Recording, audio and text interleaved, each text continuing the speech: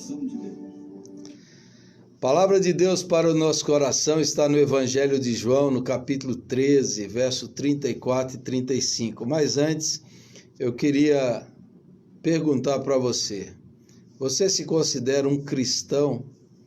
Se nós fizermos essa pergunta aqui no nosso país, no Brasil, a maioria da população vai se declarar que eles são cristãos, né? A grande maioria, a religião principal do nosso país é a religião cristã.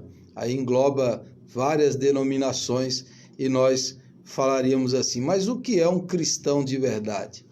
A palavra cristão foi dita lá em Atos, na cidade de Antioquia, que eles foram chamados cristãos. E cristão queria dizer um pequeno Cristo, alguém parecido com Cristo. Qual é a marca de um cristão verdadeiro?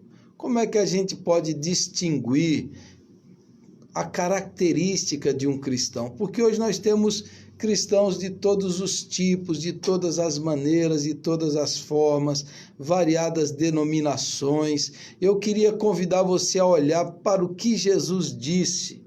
Jesus falou que o discípulo dele, o aprendiz dele, o seguidor dele tem uma marca, tem uma característica.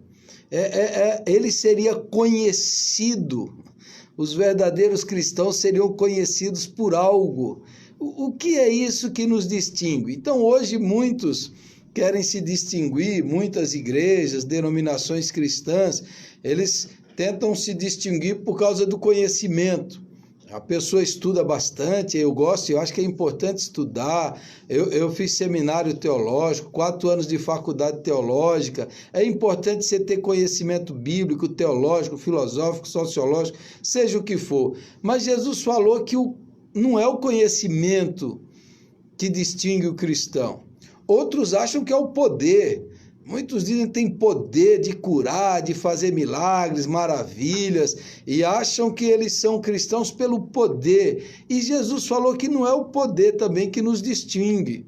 Outros acham que é apenas pelo seu comportamento moral, pelo código moral que a pessoa segue e que defende pautas moralistas, conservadoras na sua forma de lidar. E alguns dizem que seria isso, mas Jesus falou que também os cristãos não seriam conhecidos por isso. Pelo que um cristão é conhecido? Como é que a gente pode saber se eu sou um cristão mesmo? Será que eu posso me analisar, o meu coração, a minha vida e falar assim, não, eu sou um cristão? Jesus deixou uma marca, uma distinção, uma característica, que ele diz, olha, através disso aqui, vocês serão chamados e conhecidos como meus discípulos. No primeiro século e no segundo século da era cristã, quando surgiu o cristianismo, e no meio daqueles povos pagãos, a religião cristã era algo surpreendente, inédito, diferente de tudo mais, especialmente debaixo do domínio do Império Romano. Há vários registros históricos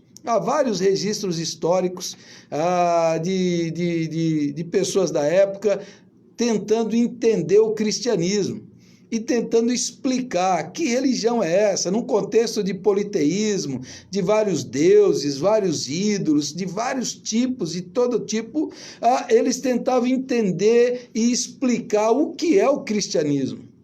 O que é o cristianismo?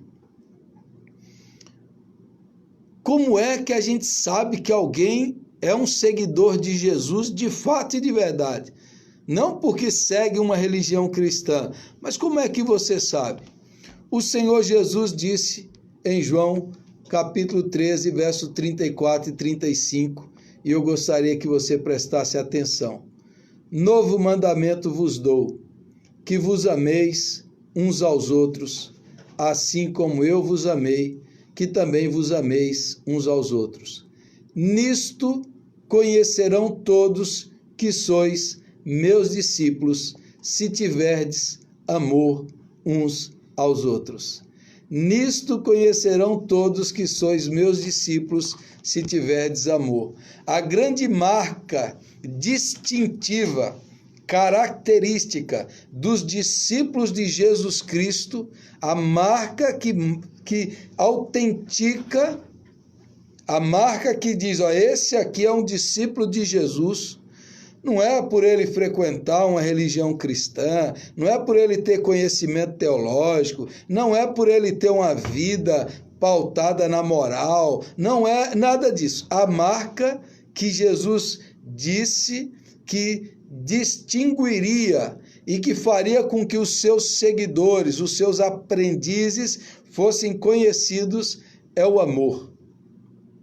E no primeiro século da era cristã, os relatos dos pagãos, das pessoas em volta, que eles ficavam admirados, assustados pelo amor que os cristãos demonstravam, o amor que eles espalhavam, a forma como eles viviam. Os pagãos, há relatos históricos que dizem assim, esse povo é um povo diferente do resto da humanidade, porque além deles amarem os seus, eles amam também os outros, os nossos.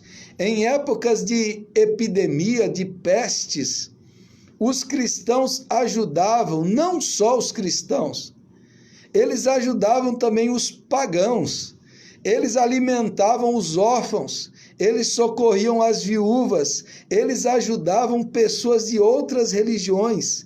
E os pagãos têm uma carta chamada Carta de Ogneto, e tem outros trechos históricos que revelam que eles, uma carta chamada Carta Celso, que alguém está explicando ao governador quem é esse tipo de gente, quem é esses cristãos. E ele diz assim, esses cristãos, eles são diferentes. Eles são uma nova raça de pessoas, eles falavam, porque eles amam, eles são muito estranhos. E hoje, eu queria perguntar para você, você é um cristão? Porque ontem mesmo na rede social, eu vi algumas pessoas que têm versículos bíblicos no seu perfil, gente que diz que é evangélico, leva o nome do evangelho. Eu vi pessoas ontem xingando, palavrões ofensivos, odiosos a outros cristãos que levam o nome de Cristo. E eu vi essas pessoas xingando publicamente numa rede social um outro cristão, porque tem uma opinião política diferente da dela. E isso é uma prática generalizada. Os cristãos acham que esse negócio de amor é poesia, é teoria. Acha que isso é uma ideia que Jesus lançou, que isso daí é uma utopia, é uma perspectiva. Mas Jesus falou assim, olha, meus seguidores, meus discípulos, aqueles que levam o meu nome, devem saber que a marca distintiva é o amor. E o apóstolo João, que escreveu esse evangelho, diz assim, quem não ama, não conhece a Deus. Como você diz que ama a Deus, que você não vê, e odeia seu irmão que você vê, você é mentiroso. Olha que coisa impressionante. Agora preste atenção que eu quero fazer um resumo aqui para você. A Bíblia diz que o amor é o maior de todos os mandamentos. Jesus diz, o maior mandamento é amar a Deus sobre todas as coisas. E o mandamento semelhante ao primeiro é amar ao próximo como a ti mesmo. O maior mandamento é o amor. O resumo de toda a lei, de toda a Torá e de todos os profetas do Velho Testamento, o resumo é o amor. O amor é o maior dom do Espírito Santo.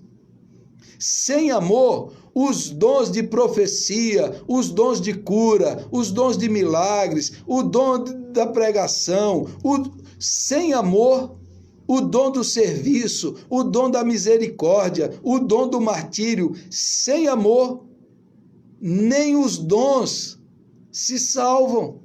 Sem amor, você pode ter todos os dons, você pode fazer todos os milagres, você pode curar enfermos, mas sem amor, esse dom não tem validade aos olhos de Deus.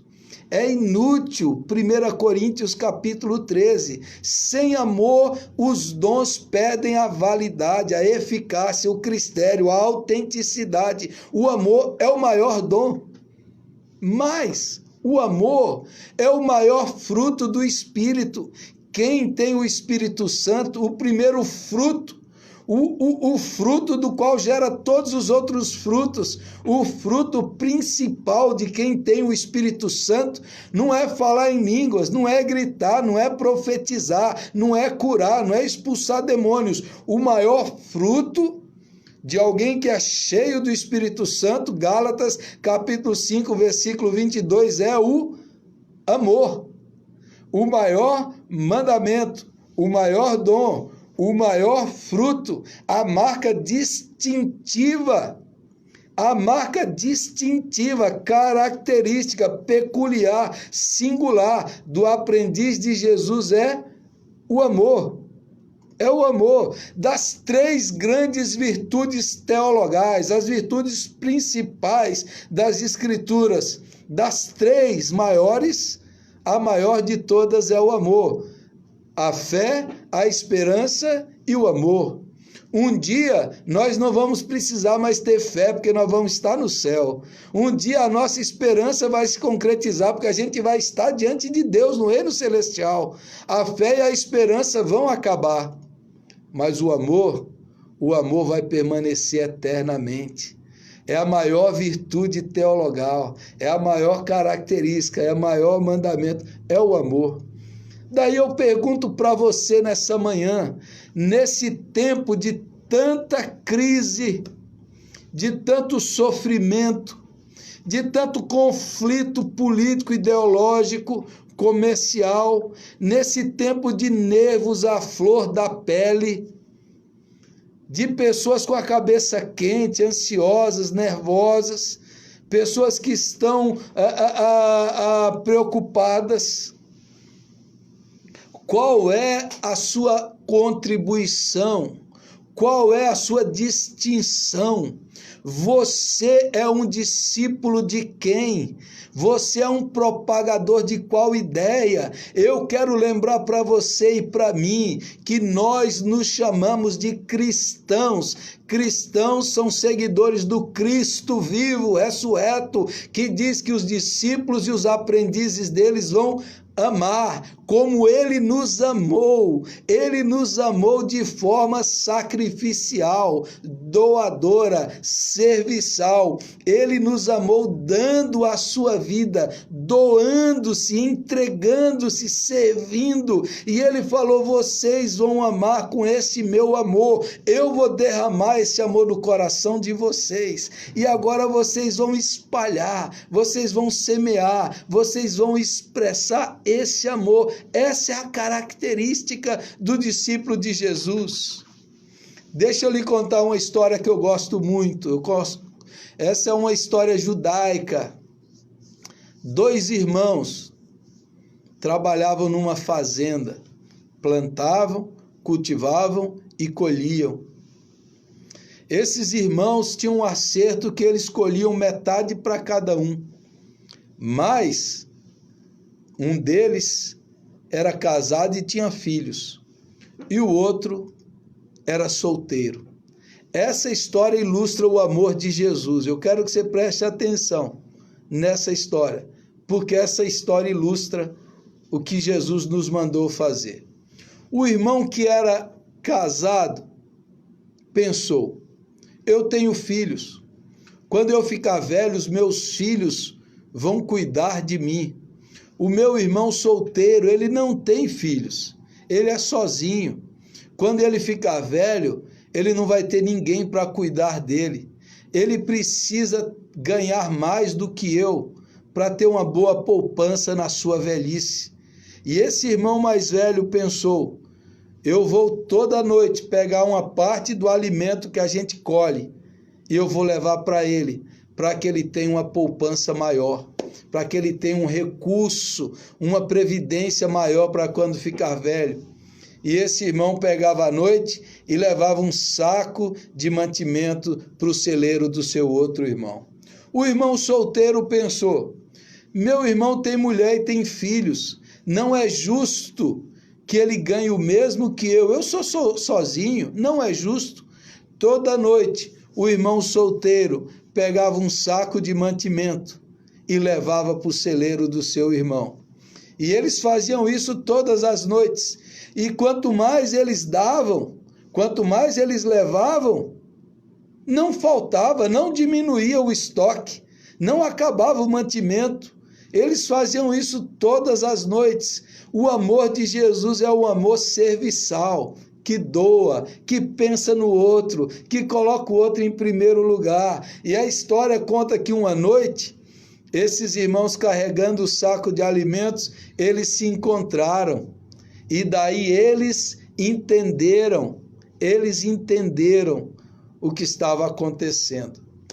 A história judaica diz que Deus viu eles se encontrando e eles se abraçaram e choraram. E Deus ficou tão emocionado com o ato daqueles irmãos, que naquele lugar Deus separou e escolheu para ser o templo de Jerusalém. Essa é uma história judaica que não está na Bíblia, mas essa história revela o tipo de amor que Jesus veio trazer. É o amor que pensa no outro.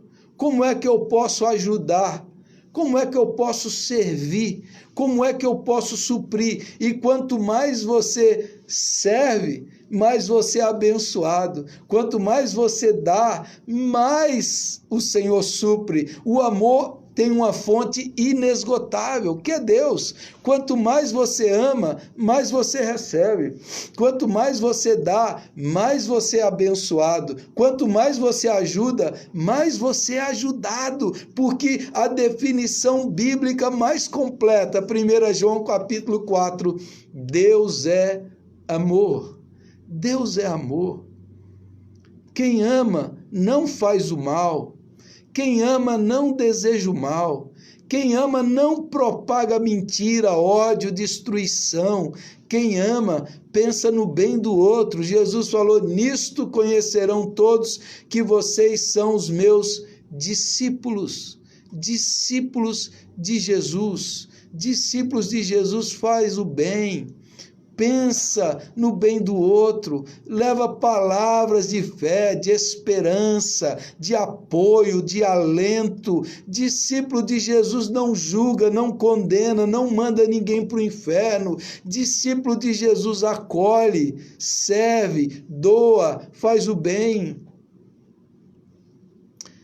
Outra história que eu gosto bastante, depois da Segunda Guerra Mundial, naquela cidade devastada pela fome, uma criança está parada, olhando pelo vidro da padaria, desejando se alimentar.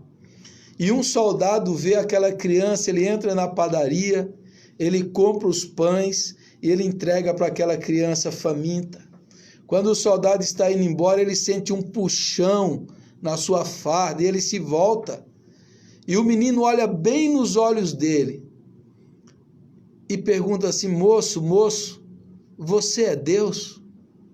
Você é Deus? A Bíblia diz que nós somos mais parecidos com Deus quando nós doamos, quando nós servimos, quando nós fazemos o bem. Nós somos parecidos com Deus, porque Deus amou o mundo de tal maneira que deu o seu Filho unigênito. Que nesse tempo de tanta confusão, de tanto luto e tanto pranto, você se coloque hoje nas mãos de Deus para ser parecido com o Senhor, para semear o amor, não o ódio, para levar palavras que curam, que abençoam, que edificam, não palavrões, não palavras carregadas de ódio, de preconceito. Não. Que você busque, Senhor, quero ser parecido com Jesus. No século XII, o Senhor Deus soprou o Espírito Santo e trouxe um grande avivamento no mundo. Às vezes nós que somos evangélicos, protestantes, achamos que o Espírito Santo não sopra e nem age na Igreja Católica. Completo erro. No século XII, o Espírito Santo visitou o mundo através de um homem que se intitulou Francisco de Assis. O Senhor trouxe um avivamento espiritual na Europa através desse homem que ouviu a voz de Jesus. E Francisco de Assis foi cheio do Espírito Santo e trouxe uma renovação espiritual na época para o mundo. E esse homem fez uma oração que entrou para a história. E eu queria convidar você para fazer essa oração nesse tempo, que você se colocasse na mão de Deus, diante do Senhor, e você colocasse e fizesse essa sua oração: Senhor, fazei de mim um instrumento da vossa paz. Onde houver ódio, que eu leve o amor. Onde houver ofensa, que eu leve o perdão. Que eu busque mais amar que ser amado, dar que receber. Que você, meu irmão, minha irmã que está ouvindo essa transmissão, seja um instrumento da paz de Deus na sua casa, no seu lar. Quando a gente ouve falar de violência doméstica, que você que se chama de cristão, busque a fonte do amor eterno, que você seja um instrumento da paz, da reconciliação, do bem e do amor. Jesus falou: nisto conhecerão todos que sois meus discípulos, se vocês amarem. Senhor Jesus, derrama o teu amor nos nossos corações. Senhor Jesus, fazei de nós instrumentos da tua paz. Senhor, nos ajude a semear a bondade, a generosidade, a reconciliação entre as pessoas. Senhor, que haja paz, que haja amor dentro dessa família, dentro dessa casa, na nossa cidade. Senhor, faça com que cada um de nós sejamos cristãos de verdade, não da boca para fora, mas em atitudes de amor. Batiza-nos com o teu amor, que nesse tempo de pranto e crise, que haja um grande derramado Espírito Santo, do Espírito de amor nos corações. Usa-nos, ó Deus, nesse dia, para levar o amor de Jesus àqueles que precisam. Eu oro no teu nome. Amém e amém.